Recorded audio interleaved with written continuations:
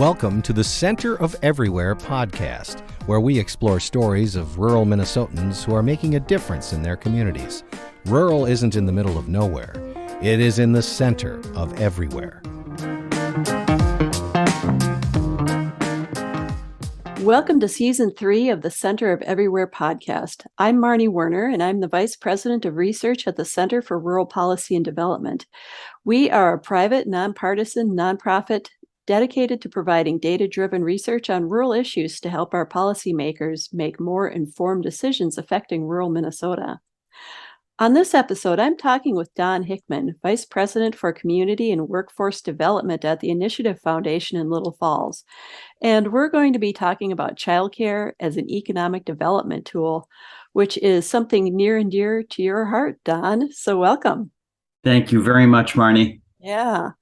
So I think by now, just about everybody knows that we have a problem with access to childcare.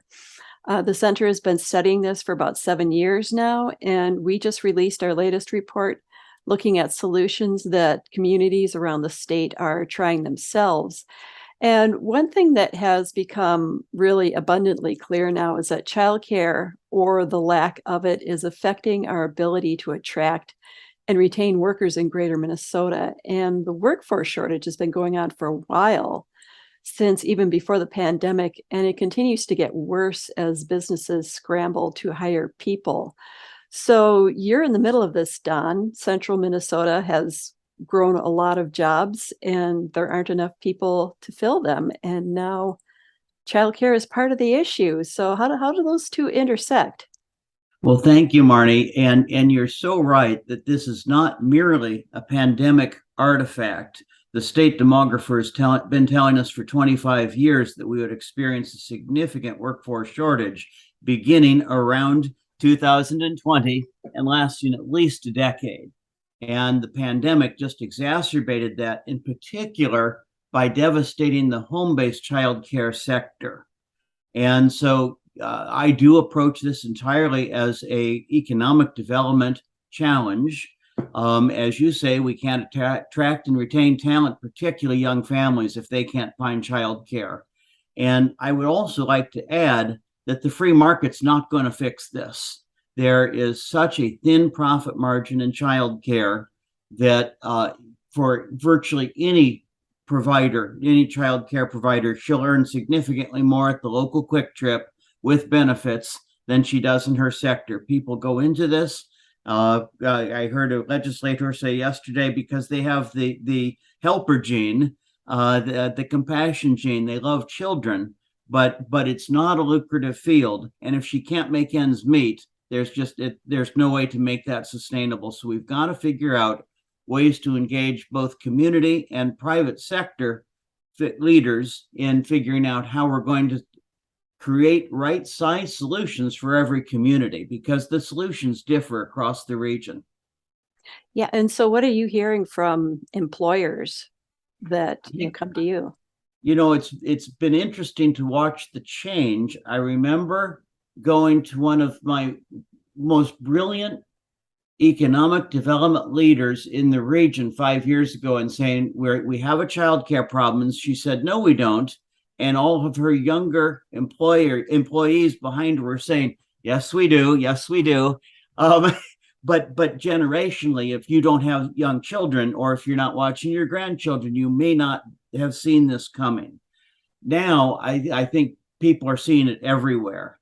As recently as 2 years ago, I think many employees were hesitant to say to their employer, childcare is a barrier for me. But right now, it's so acute that there's just no way to beat around the bush. We used to use our friend John Rademacher, who's the city administrator for Little Falls, as a poster boy. He moved to Little Falls to accept that position, confident his family would follow him as soon as they found infant care. And now, in hindsight, looking in the rearview mirror, he realized that a 9-month wait for infant care was one of the fastest success stories either of us have heard. And he, again, just as an example of the young and credentialed talent we'd like to attract and retain in our rural communities, John is a really good example. So we had a marvelous fair in St. Cloud area this last weekend that, of course, I saw you at, and many businesses did lift up different strategies. I've talked to many businesses that are looking at how to provide childcare as a benefit, guaranteeing at least some financial support. We heard one employer who recognized that for those of us who are not in child rearing age, that might be perceived as a discriminatory or at least selective benefit. And so this employer had widened the benefit to include elder care as well. And since most working people are at one stage or the other, that seemed to me a pretty thoughtful solution. We have had some employers talk about a model not dissimilar from a community supported agriculture CSA subscription model, where they would go to the local child care center or home-based provider and basically guarantee slots, perhaps even pay for them up front so that the provider has cash flow. And then if they don't need them, they'll get a credit, but she can then open them to other families. But that's a way to assure that your employees have access to those limited slots in a community.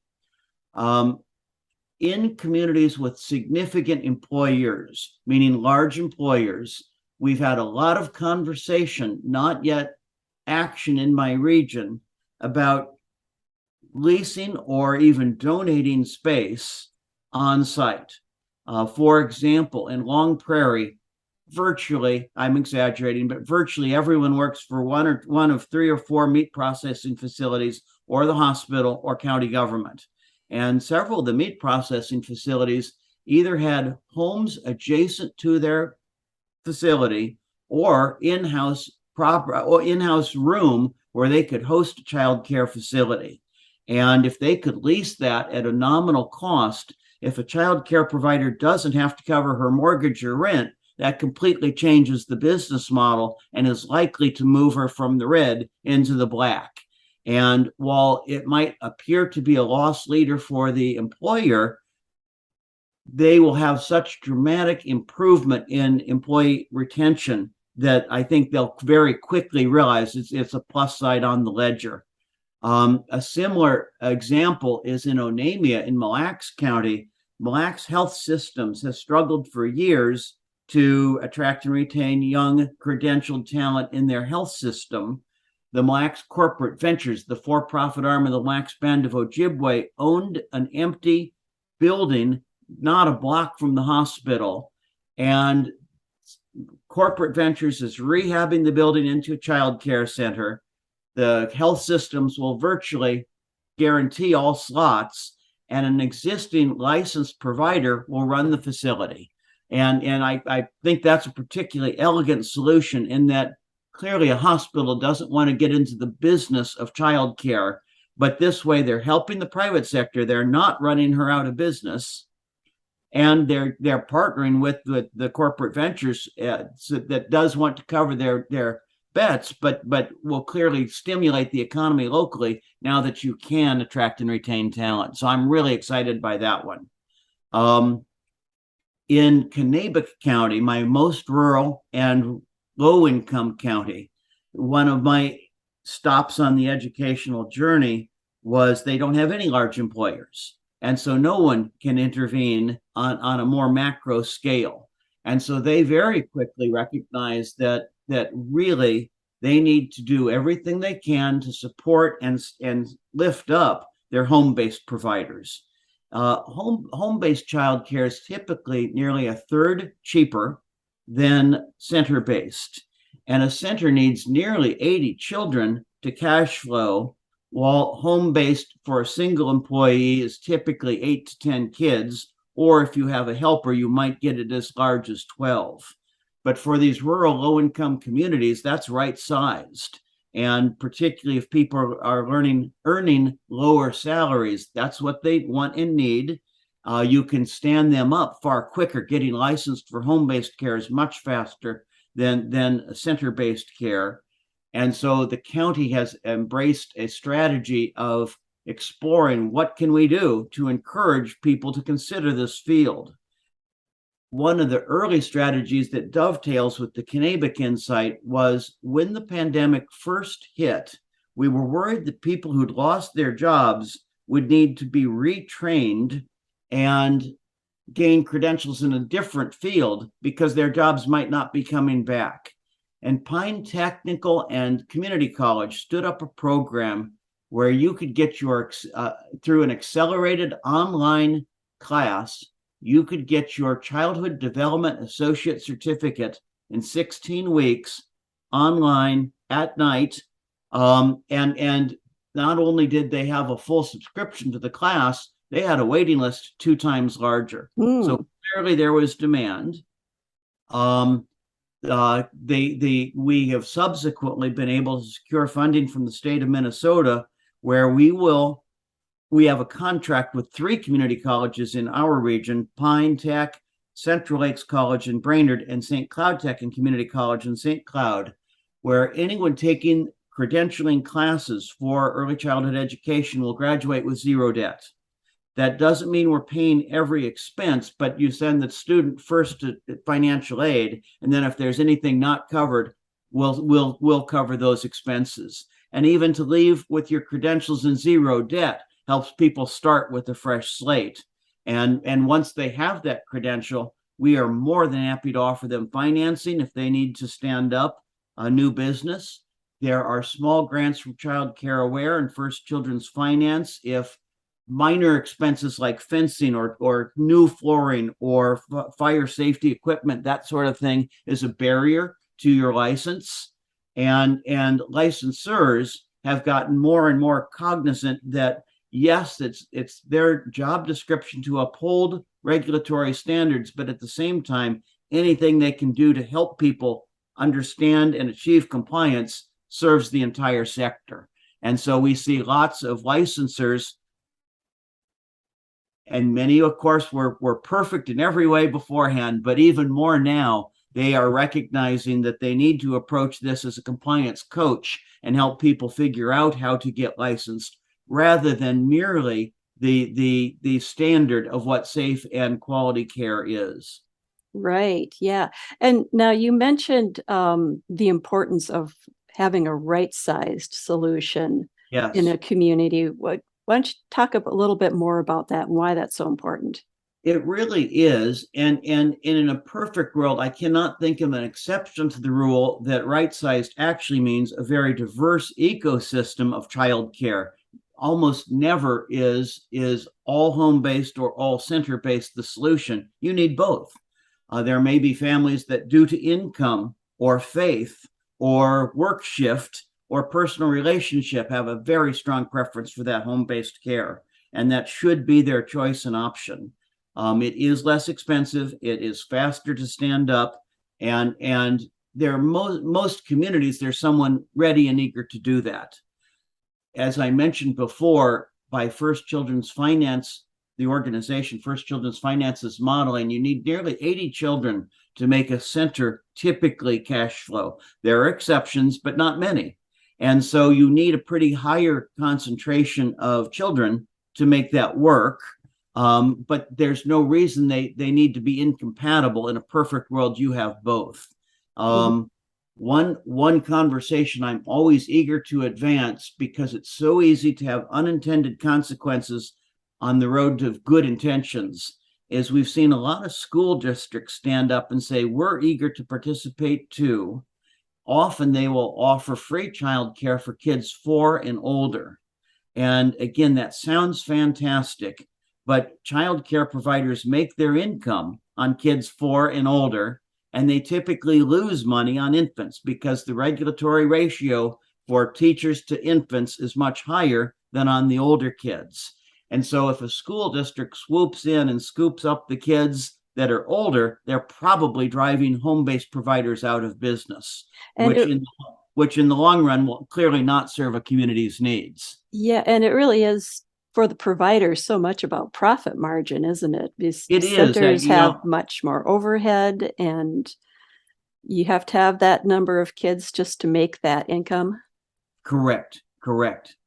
So it's not to say a school district should never be involved. I was at a hearing a week ago in the city of Little Falls, where our office is located, and the city is adding 500 jobs this year.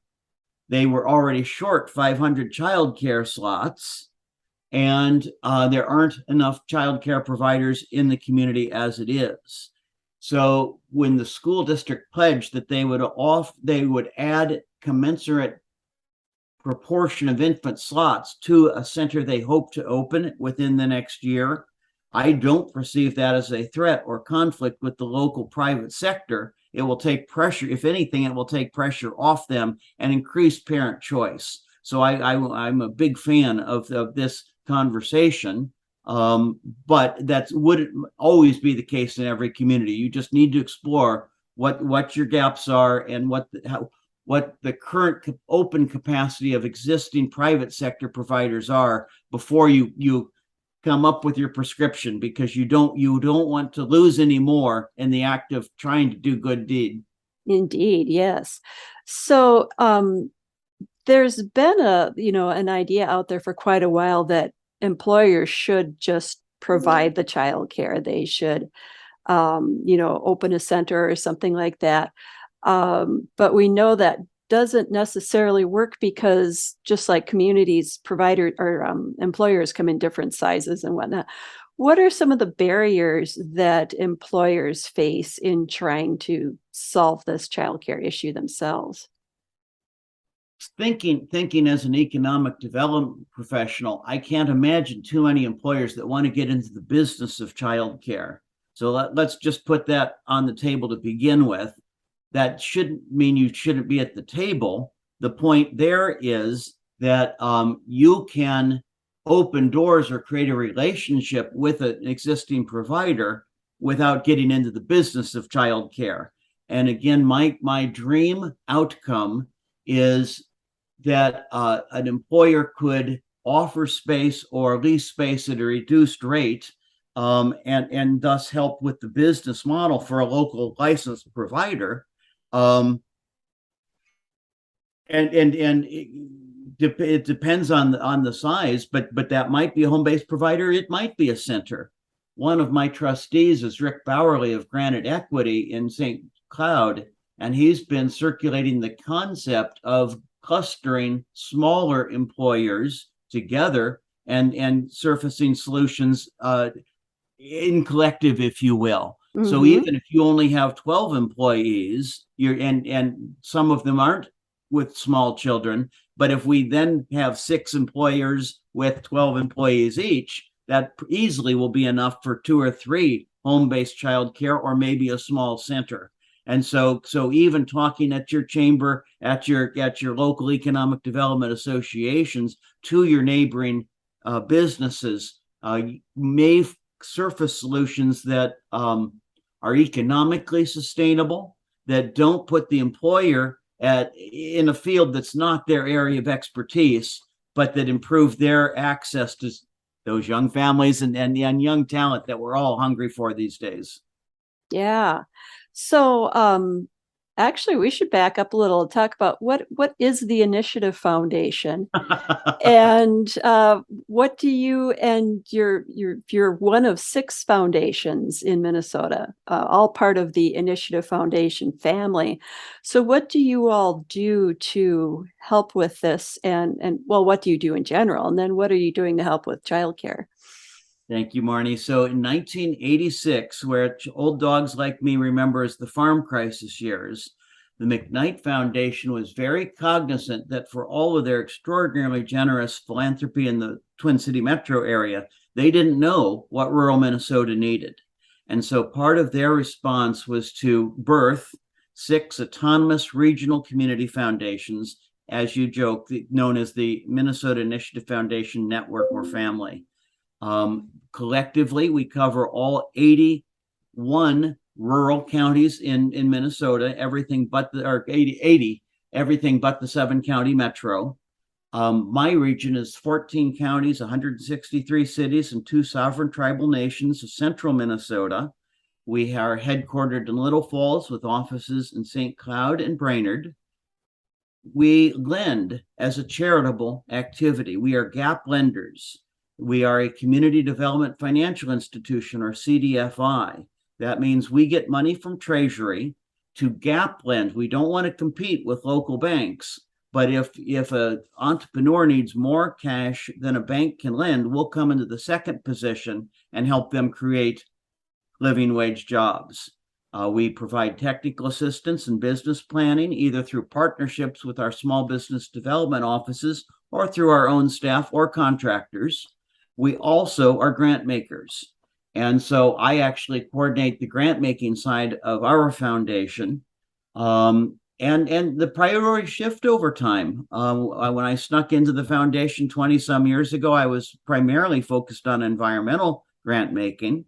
Over time, that has shifted. We have worked on methamphetamine prevention, early childhood literacy and social emotional development, housing bubble and pandemic economic relief measures. And now, as we start to recover in the economy, again, the greatest threat to our economic vitality is we're creating too many jobs and can't attract and retain the workforce. And that's where childcare came onto the scene. DEED in the Minnesota legislature has been very generous to all six of us, budgeting in the last session $3 million collectively to all six of us. We can't grant that money, but we can contract. And so, again, very intentionally, each of the six have slightly subtly different strategies to meet the needs of their regions. But my biggest single investment is this relationship with our community colleges to make sure that people who want to enter this field can quickly get credentialed.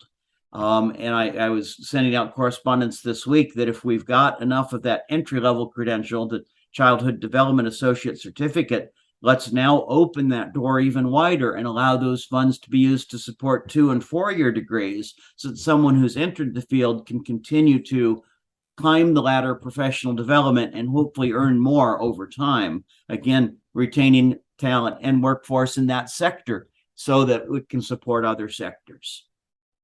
Yeah, great. Now, one thing I thought of while you were talking about this was, in particular with people getting their degrees and entering the business, what about the many immigrants that we have in the area? You talked about Long Prairie and the meatpacking plants and whatnot. They have a particular problem with finding childcare. What's going on with that? I'll actually start in St. Cloud as my economic hub. The MSA has nearly 300,000 people, and it is home to as many as 20,000 East Africans, mostly Somalis. And there's a vibrant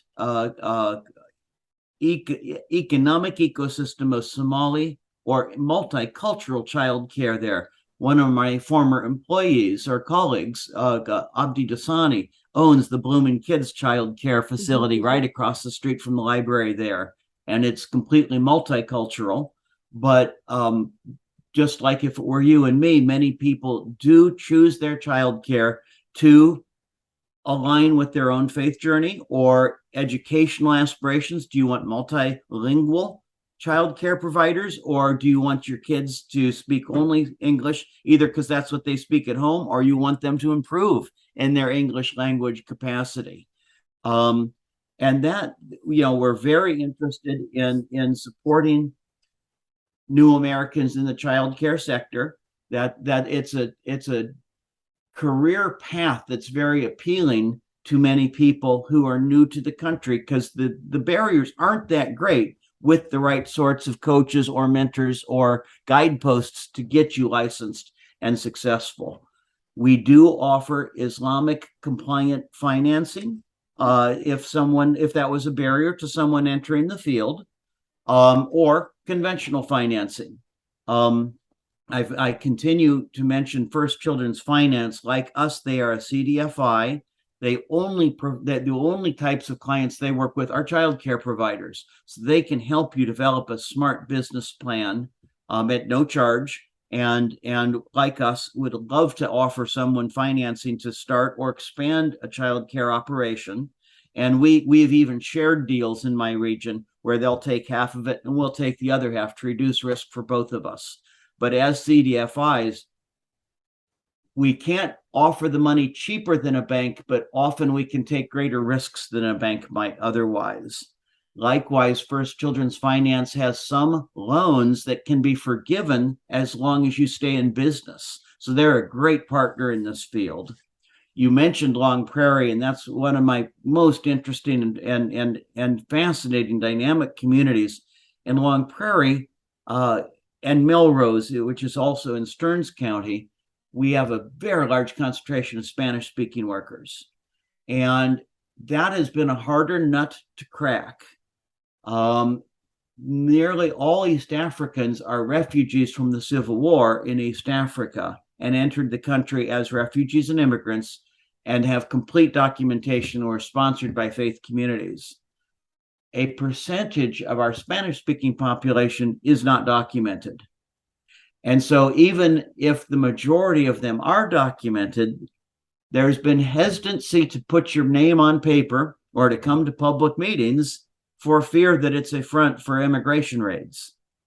And it breaks my heart that even if I am completely clear that you are documented and eligible for financing and would be a marvelous child care provider, if I can't get you to enter the field, we're still stuck. And so we have been working. There's a wonderful Chamber of Commerce director there who is highly trusted in the Spanish-speaking community. We have worked with Latino Economic Development Center so that the face of the community is brown and Spanish-speaking. And we have tried to host tours so they can see other licensed Spanish-speaking child care providers and recognize this is a path I could pursue.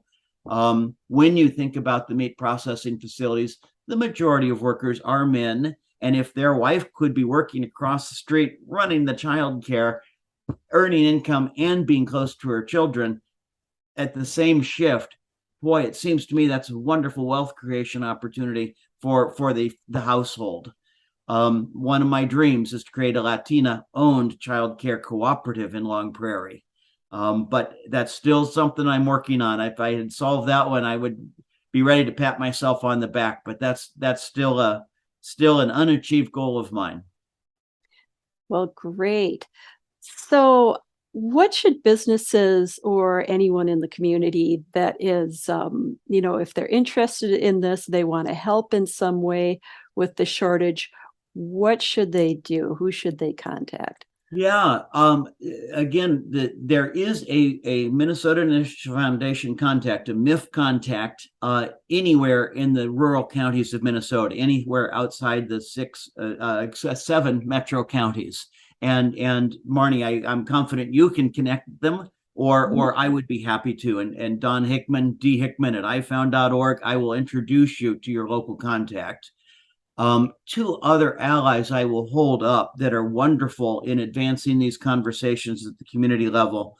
We work with First Children's Finance very intimately, and they are commissioned through our state funding to convene any community that wants to start this conversation. And we insist that you have businesses at the table there, as well as your existing child care providers, so that we don't make these unintentional the intentional choices that lead to unintentional consequences. We want everybody to understand this problem, the scale of the problem, and to tailor the solution to what the workforce there needs.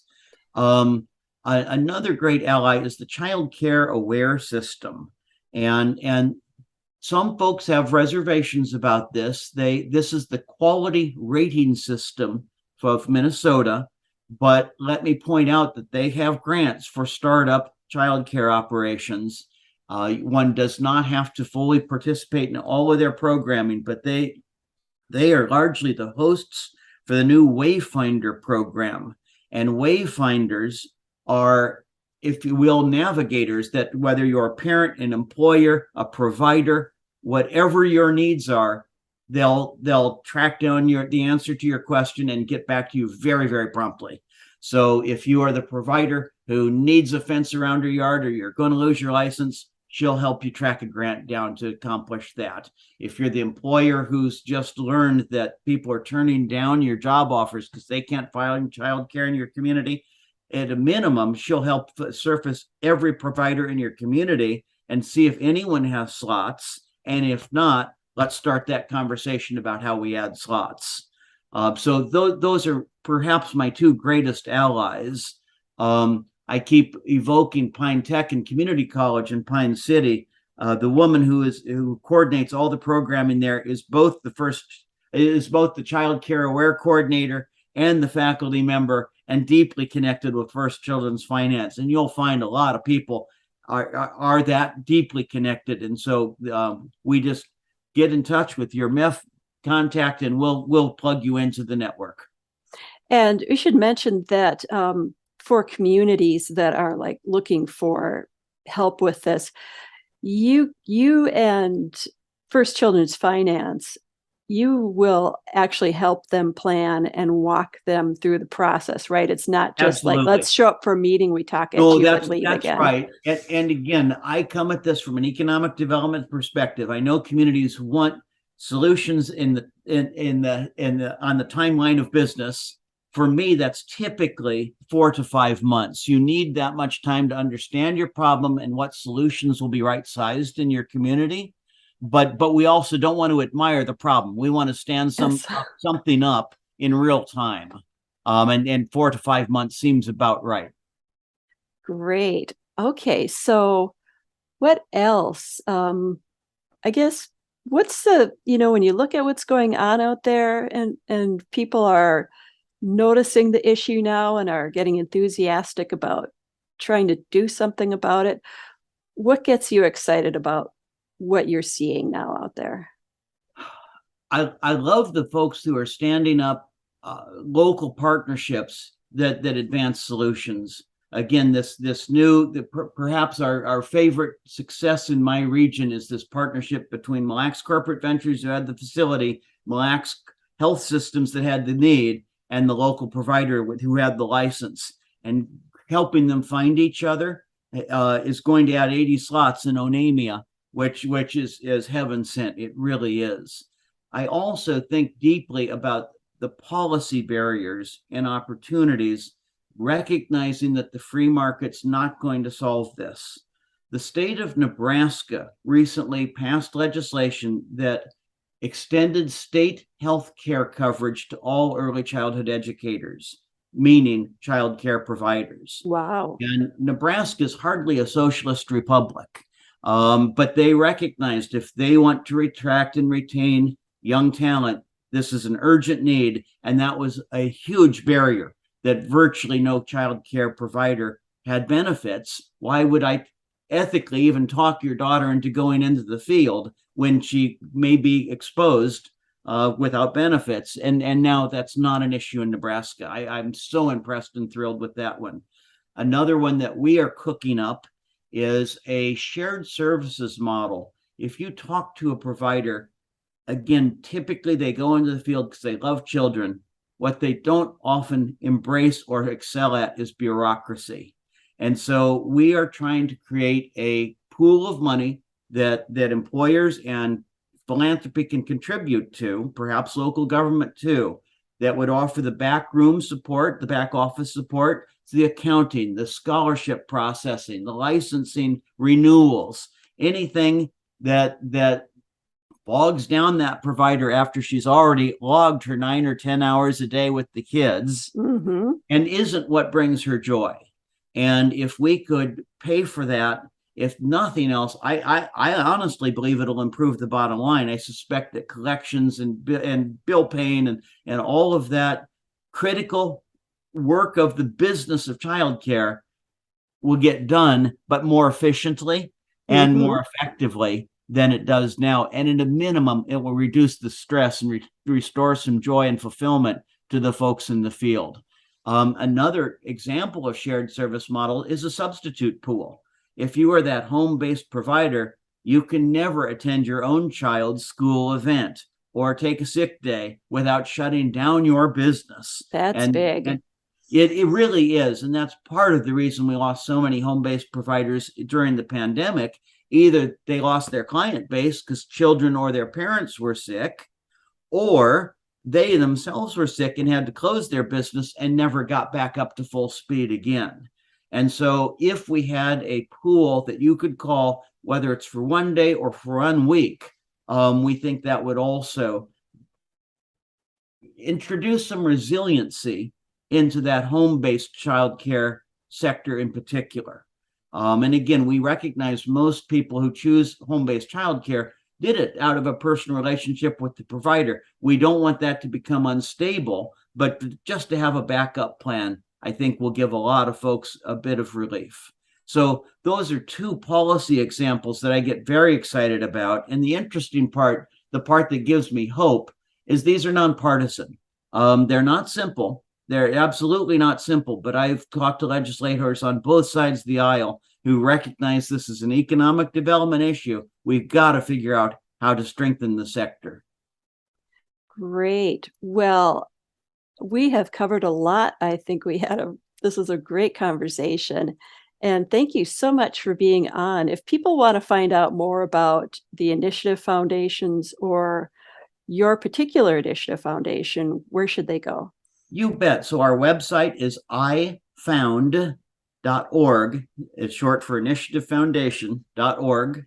And there actually is a map of all 6 initiative foundations on the About Us page on that website.